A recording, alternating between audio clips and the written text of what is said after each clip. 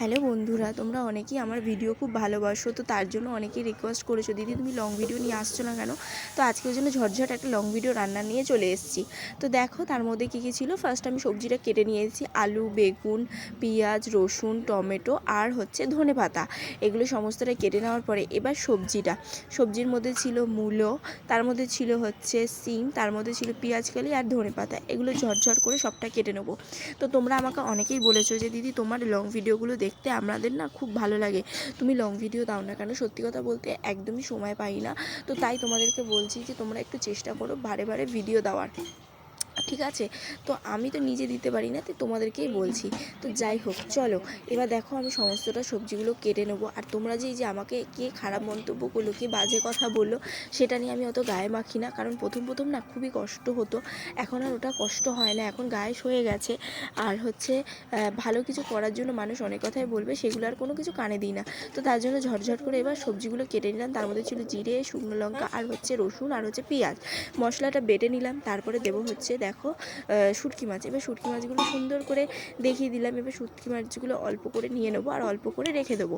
দিয়ে গরম জল, পুরো ফুটানো গরম জলের মধ্যে এবার কেটে ধুয়ে নেবো।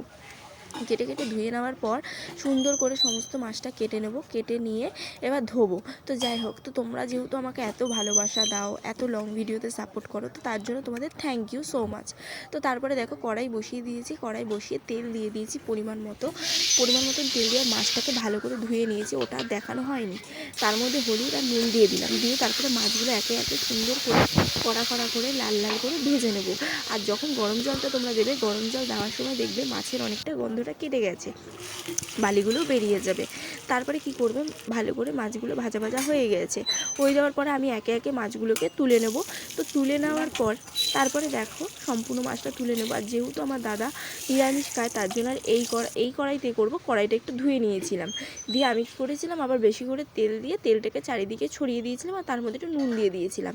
তো তারপরে দেখো যেহেতু আমরা একটু অল্প আলু খাই, তার জন্য পরিমাণ মতো আমাদের যতটুকু লাগবে ততটুকু আলু দিয়ে নিয়েছি। কারণ এই মাছ কেউ খায় না, শুধুমাত্র আমি আর মা আর দুই দাদা খাই, তার জন্য আমাদের জন্য এতটুকুই যথেষ্ট।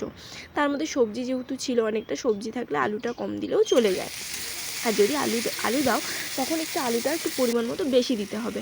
তারপরে দিয়ে দিয়েছিলাম পেঁয়াজ, তারপরে দিয়ে দিয়েছিলাম টমেটো। ভালো করে সবজিগুলোকে ভালো করে ভাজা করে নিলাম। ভাজা করার মধ্যে তার মধ্যে একটু হলুদও দিয়ে দিয়েছিলাম আর একটু নুনও দিয়ে দিয়েছিলাম। তারপরে মনে হয়েছিল, তারপরে ভাজা হয়ে যাওয়ার পরে মশলাগুলো দিয়ে দিয়েছিলাম। ওই যে বললাম না যে ধনে বলছি, জিরে, শুকনো লঙ্কা আর রসুন আর পেঁয়াজ, তো ওই মশলাগুলো।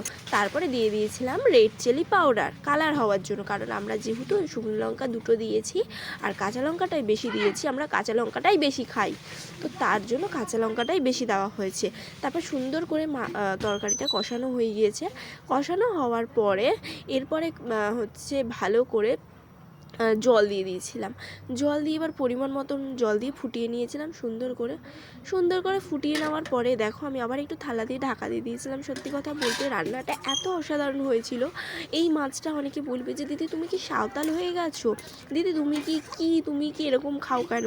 না গো, একদমই না। তোমরা একবার খেয়ে দেখো আমার যেরকমভাবে আমি টিপস রান্নাটা করলাম সেমভাবে, তখন তোমরা বুঝতে পারবে না, সত্যিই খুব ভালো লাগে।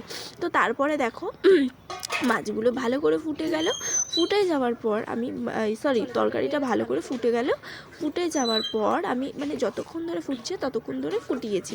তার মধ্যে আমি দাদার আর বাবার জন্য তরকারি তুলে রেখেছি, কারণ ওরা এই মাছ খায় না, ছোটদা নিরামিষ খায়, তার জন্য।